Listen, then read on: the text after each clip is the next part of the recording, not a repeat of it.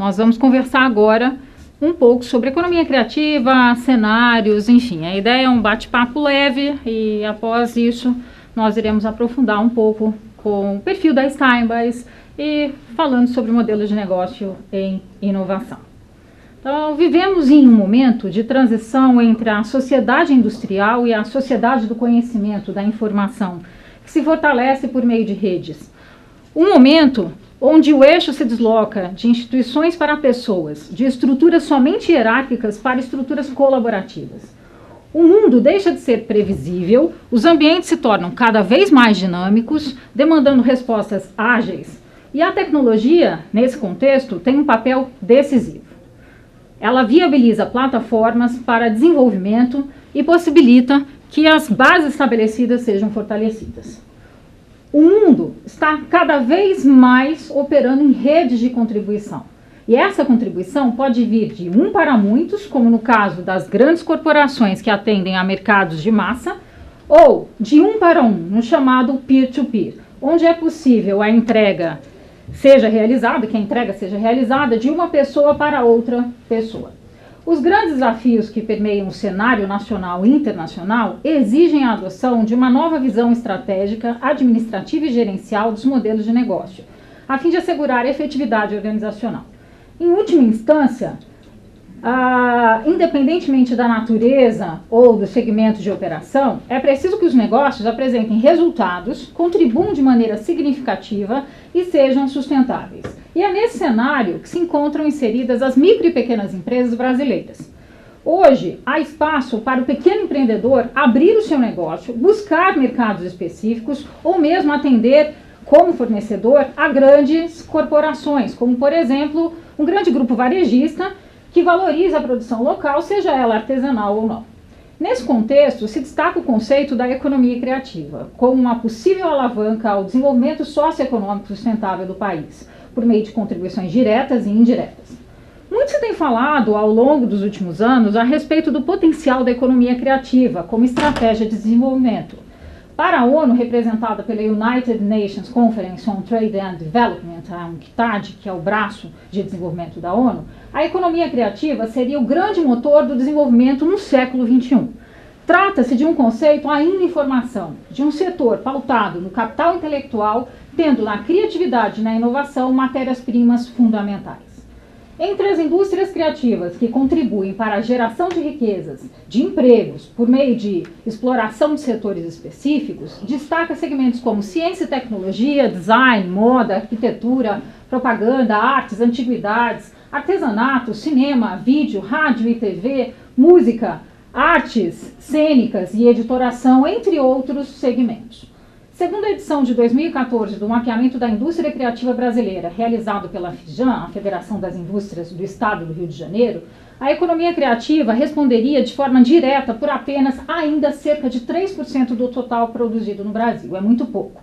Esses dados são de 2013. Há estimativas internacionais de que esse percentual no mundo todo seja da ordem de 10%.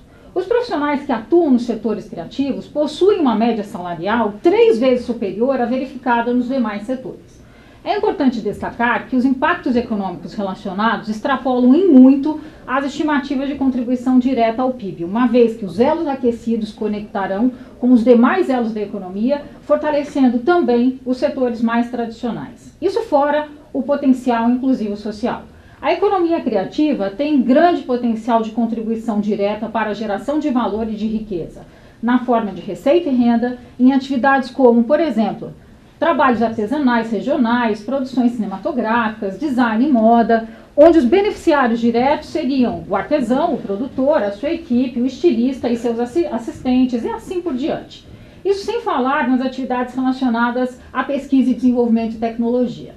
Só isso é para se tratar em um mundo à parte. Por outro lado, fortalece as cadeias tradicionais, uma vez que as indústrias criativas contribuem sobremaneira às indústrias tradicionais. Como é o caso, por exemplo, da indústria de moda, que contribui para a produção de algodão e de demais fibras, para a indústria têxtil e para o varejo. Além disso, a economia criativa também contribui para fortalecer as demais cadeias produtivas, considerando que o aumento do poder de consumo dos atores relacionados leva à aquisição de bens e produtos como imóveis, automóveis, produtos industrializados e outros. É inegável o potencial de contribuição da economia criativa. Seu desenvolvimento tanto apresenta meios para a agregação de valor às cadeias já existentes, em geral via inovação, como para o fortalecimento da cadeia econômica tradicional via desenvolvimento de novos setores e segmentos. Os ganhos esperados vão muito além dos relacionados de forma exclusivamente direta aos setores criativos. Independentemente da classificação adotada, que varia de país para país, esses ganhos são bastante significativos. Da mesma forma, a economia criativa ela apresenta um potencial inclusivo bastante expressivo, uma vez que contempla setores relacionados à possibilidade de resgate e de valorização do simbólico, quer seja vinculado ao indivíduo, um artista, um criador, um desenvolvedor, ou mesmo as cidades e regiões criativas, em referência a um conceito que vem sendo trabalhado e difundindo ao longo dos últimos 10 anos no Brasil. O fortalecimento da economia e das indústrias criativas como via estratégica possível ao desenvolvimento socioeconômico do país é um caminho extremamente promissor. Sobra ao Brasil criatividade e liberdade de expressão. Falta ao país alinhamento e direcionamento de seus investimentos, fomento às cadeias produtivas e incentivos para resultados mais efetivos e representativos. Para concluir, gostaria de dizer que realmente acredito que crises tragam grandes oportunidades. E aqui não esperem ouvir algo como o já batido, o mesmo ideograma em chinês, que significa crise, também significa oportunidade. Muito pelo contrário. Na verdade, as crises nos levam a repensar estruturas, a questionar a eficiência operacional e a rever a forma com que nos relacionamos com o mercado e como entregamos produtos e serviços. O que não, raras vezes, acaba resultando em negócios e modelos de negócios inovadores. E aí sim, temos a crise como uma importante força motriz ao alcance de novos patamares. Quem sobrevive a uma crise, em geral, sai muito mais fortalecido, com mais chance, inclusive, de ampliar as bases da sua atuação.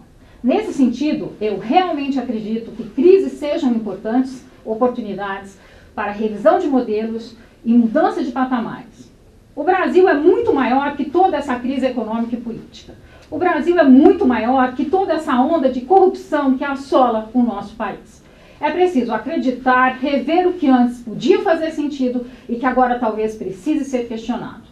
Vale lembrar que os caminhos que nos trouxeram até aqui talvez não sejam mais suficientes para nos levar adiante. E aí é fundamental investir em inovação e mudanças de modelos de negócios. É preciso persistir, fazer a nossa parte. É preciso fazer a diferença, sempre, dia após dia. Se apaixonar pelas pequenas coisas, não somente pelos resultados, mas sobretudo pelos caminhos que levam a eles. Espero que essas linhas gerais compartilhadas tenham incentivado a pensar a respeito de oportunidades relacionadas à economia criativa. Meu nome é Rossana Pavanelli, sou brasileira, professora, consultora, entusiasta de economia criativa e eu acredito nesse país. Até uma próxima oportunidade. Olá para todos, meu nome é Peter, eu sou da Stein by Cyber do Brasil. Em primeiro lugar, eu gostaria de agradecer as gentis palavras da professora Rossana, que faz parte da nossa equipe. Para ser mais exato, faz parte do nosso conselho técnico, que é um conselho que nós colocamos com pessoas notáveis para que possam dar substância e conselhos técnicos para as nossas atividades aqui no Brasil. Bem, vocês devem imaginar que essa palavra Steinbeis é uma coisa muito complicada, mas não é. Então eu vou iniciar a falar um pouco da nossa fundação para que vocês possam compreender por que esse nome complicado alemão, Fundação Steinbeis. O senhor Steinbeis foi um conselheiro do rei entre 1840 e 1880 e ele trabalhava na industrialização da Alemanha nessa época. Ele foi o criador do ensino dual da Alemanha, então ele pensava já nessa época que é importante pensar tanto como no conhecimento, mas junto ao conhecimento ter a prática no dia a dia e no trabalho, levando esse conhecimento diretamente ao trabalho, assim criando competências para exercer as diversas profissões. Além de ter criado a escola dual, ele também criou escolas vocacionais para mulheres e fez outras melhorias para o nosso país. Eu vou só contar um exemplo. O senhor Steinbeis chegou um certo dia para o Sr. Benz, que era um engenheiro trabalhando na sua garagem, e falava para ele que precisava que teríamos novos empreendedores. O Sr. Benz falava para o Sr. Steinbeis que não podia ser empreendedor, que era um engenheiro. À luz disso, o Sr. Benz foi para a Inglaterra, conhecendo o auge da industrialização da Inglaterra, foi para a França, conheceu um outro foco da industrialização, voltou para a Alemanha e abriu uma pequena empresa chamada Mercedes-Benz. Então, acho que aí está bem explicado o nosso nome Steinbeis. Fazendo honra, fazendo menção ao Sr. Steinbeis, nós chamamos Fundação Steinbeis. O que é a Fundação Steinbeis? Nós fomos criados em 1971 à luz de uma demanda que era muito clara e eu acredito que tenha a mesma forma aqui no Brasil. Os nossos governantes, os nossos pensadores falavam que precisava de uma plataforma entre o mundo acadêmico, o mundo da ciência, o mundo da pesquisa e a nossa indústria e o nosso governo. Para quê? Para tornar e manter a nossa indústria competitiva e inovadora. Então, nós sabíamos e sabemos que o mundo acadêmico produz muitas novidades, muita inovação, muita pesquisa valiosa, muitas coisas que podem ser aplicadas facilmente na indústria. Porém, muitas vezes a universidade não tem essa facilidade de transferir esse conhecimento e essa tecnologia para o mundo da indústria e para o nosso governo. Então, nós fomos criados em 1971 para ser esse elo entre o mundo acadêmico e a nossa indústria. E a nossa indústria não fala só os grandes nomes como a Mercedes, a Volkswagen, Porsche, Siemens, Bosch, Bayer, BASF. E eu falo também das cadeias produtivas. E por isso estamos hoje aqui no Sebrae falando sobre esse assunto. Então, a Fundação Steinbeis tem muito claro que não são somente as âncoras que necessitam ser competitivas e inovadoras, mas sim as cadeias produtivas. Se as inúmeras empresas que fornecem para uma empresa grande não são competitivas, não são inovadoras, essa empresa grande também não vai ser inovadora. Assim, nós trabalhamos com micro, pequenas e médias empresas para que possamos tornar essas cadeias inovadoras competitivas e assim manter a nossa indústria como todo competitivo. Muito bem. Desde 71, nós temos agora 45 anos, já somos uma organização bem madura. Nós trabalhamos hoje com mais ou menos 50 países, globalmente dizendo. Nós trabalhamos hoje com 6.500 especialistas, 700 professores e nós somos especialistas e hoje a terceira maior plataforma do mundo em transferência de conhecimento e de tecnologia. Isso parece ser uma coisa simples, né? Você fala, eu vou transferir conhecimento e tecnologia da universidade, eu vou levar e colocar isso na indústria, no meu governo. Mas não é, né? Uma tecnologia por si só não vai fazer a diferença. Eu preciso também, sim, instalar capacidades e competências para que a indústria saiba como posso usar essa nova tecnologia, como exatamente vou me tornar inovador com essa nova tecnologia e quais são meus resultados no mercado com essa nova tecnologia. Então, nós temos uma outra vertente que é muito forte, que é a parte nossa da educação.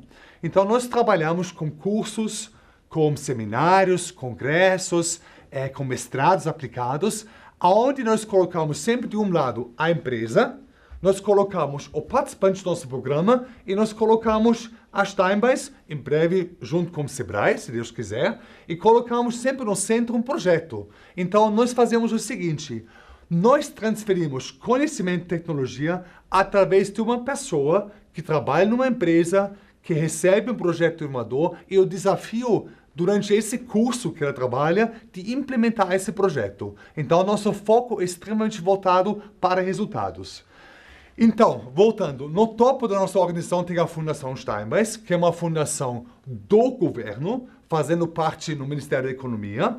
Abaixo disso temos a Steinbeis University Berlin. Nós somos hoje a maior universidade particular da Alemanha, com aproximadamente 6.000 mestrandos atualmente.